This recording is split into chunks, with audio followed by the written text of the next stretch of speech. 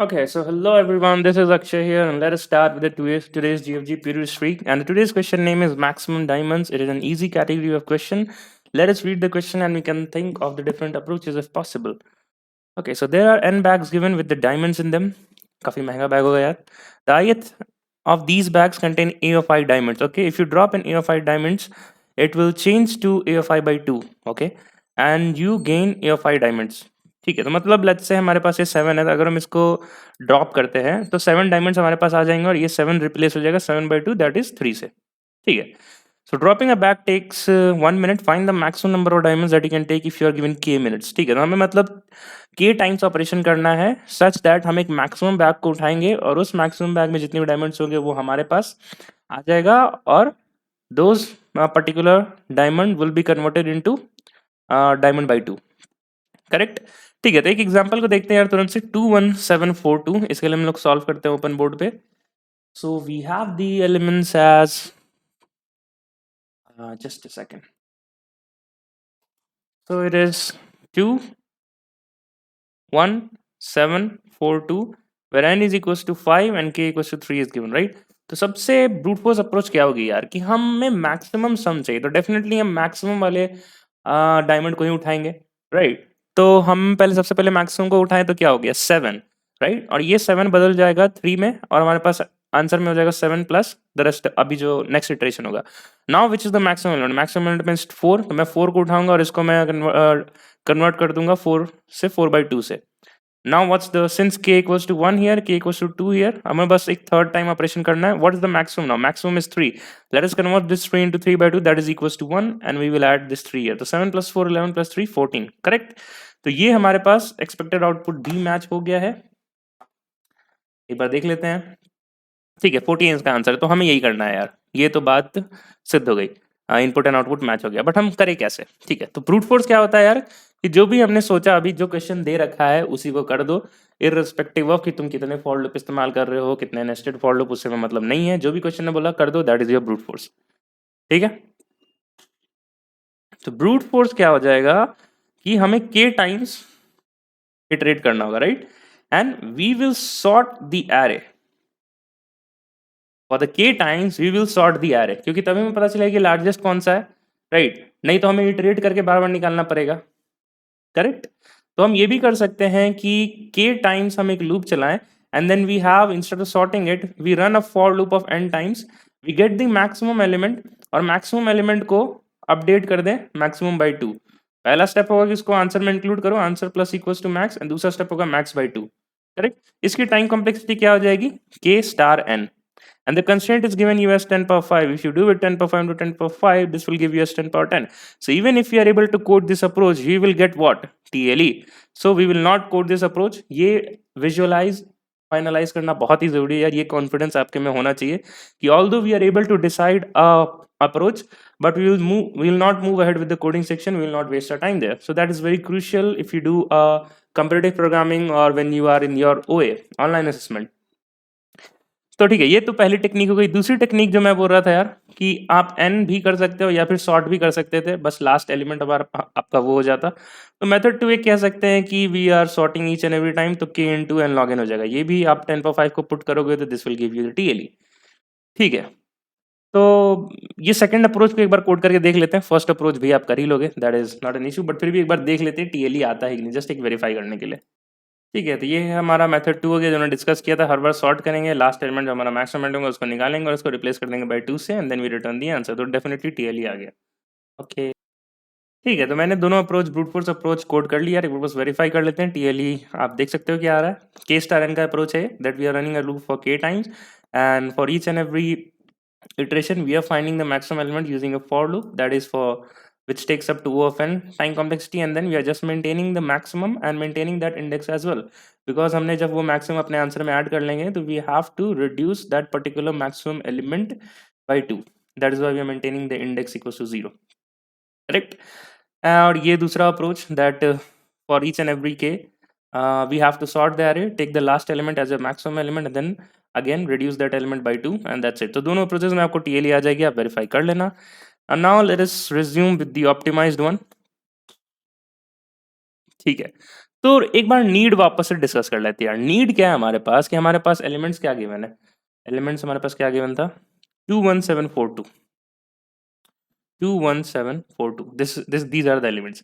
Need क्या है हमारे पास, कि हम यहाँ से मैक्सिमम एलिमेंट को निकालें, करेक्ट, मैक्सिमम एलिमेंट को निकाले, वो हमारा 7 आया, इसको हम रिड्यूस करें 3 से, और हमारे पास जो न्यू बंच ऑफ एलिमेंट्स होंगे वो होंगे 21342। और मैं चाहता हूं कि ऑटोमेटिकली हमारे पास कोई ऐसा डेटा स्ट्रक्चर हो जो एकदम एफिशिएंट वे में यहां से मेरे को मैक्सिमम निकाल के दे दे, दैट इज 4 निकाल के दे दे, करेक्ट। तो ऐसे कैसे कर सकते हैं यार, कोई ऐसा डेटा स्ट्रक्चर है जो इस चीज को कर सकता है? तो करेक्ट, एक बार सोचो आप। तो यस, आई थिंक आपने सोच लिया होगा। तो ये एक डेटा स्ट्रक्चर है heap.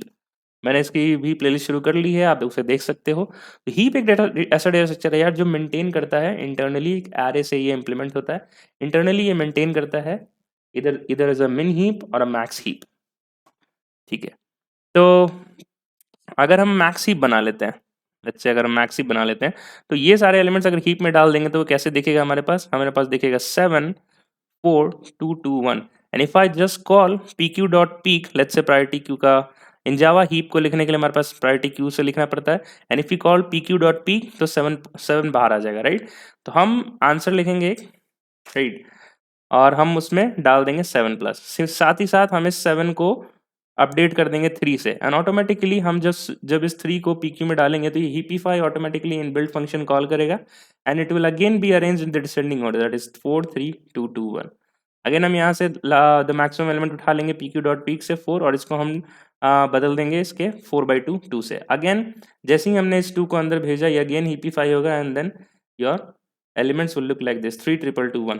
Again pq dot peek call किया, and then will have 7 plus 4 plus 3, 3 को वापस से 1 से कर देंगे, एंड heapify कॉल होगा, inbuilt the heapify function, and then you will have your element as 2 2 2 1 and 1, but then you have k equals to 3, you exhaust all the k you have, so यहाँ पे ऐसा return हो जाएगा 7 plus 4 11 plus 3 14, ठीक है।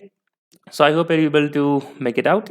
And इसकी time complexity क्या हो जाएगी, that we were building a heap of n elements, o of n उसमें लग गया, and then we were removing at max k times, right, और k जो है वो उसकी वर्स्ट कॉम्प्लेक्सिटी 10 power 5 है, which is equals to n। तो at the worst we will be removing all the elements from our heap. तो removing का time complexity क्या होता है, log n, राइट, और कितनी बार रिमूव कर रहे हैं, n एलिमेंट्स को, तो o of n plus n log n। तो टाइम कॉम्प्लेक्सिटी क्या हो गई, n log n। What is the space complexity, we are building an heap for n elements, so it would be o of n, ठीक है। तो इस code को approach करते हैं, एक बार समरी डिस्कस करेंगे, then we will end this video. So as we can see, this is the code here and the expected and our output matches। हमने वही किया है यार, सब सारे एलिमेंट्स को एक मैक्स हीप में हमने डाला है। मैक्स हीप के लिए हमें यहाँ पे लिखना पड़ता है कलेक्शन डॉट रिवर्स ऑर्डर, अगर आप ये नहीं लिखोगे तो मिन हीप बन जाएगा।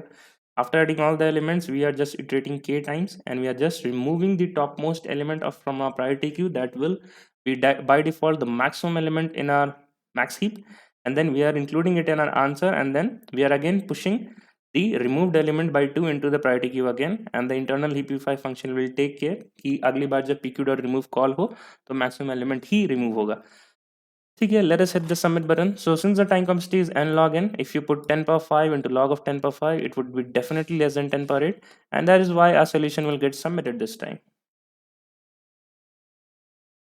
So great, सारे टेस्ट केसेस पास हो गए हैं, एंड तुरंत से C++ का कोड देखते हैं, and then we will move ahead. ठीक है, तो ये रहा इसका C++ का code. The same thing is happening, priority queue बनाया, सारे एलिमेंट्स को पुश किया, and then for the k times we are just popping out the topmost element of a priority queue, we are adding it in answer, and then we are pushing the again the same element but by the division of 2, ठीक है। let us hit the submit button and let's wait for the results। great, तो सारे test cases pass हो गए यार वापस से C++ में भी। फाइनल से एक बार समरी डिस्कस कर लेते हैं, and then we will end this video। so what was the method 1 that we saw? in method 1 we were sorting the elements k time, so that's why we were getting the time complexity of k, not k of n log n, right, and the space complexity of O of 1. Method 2 which we saw, that instead of sorting it we used a linear search to get the maximum element, and then we updated that maximum element by its division of 2. So again it took the time complexity of k star n and the space complexity again O of 1. But in all of these we were hitting the TLE, because if you put the constraint value on this k and n, we will be getting that it was getting greater than 10 power 8, right। ठीक है, method 3 हमने क्या देखा, that we use the heap, we analyze that what is our need, what is to be happened when we pop out the maximum element, right? So we analyzed the need and we saw that the heap data structure would be the most efficient to use here, and then it took the time complexity of n log n and the space complexity of O of n, right? And here the time complexity was less than 10 parrots, and that is why our code got submitted. Okay, let's end this video on this good note, and then let's meet again tomorrow.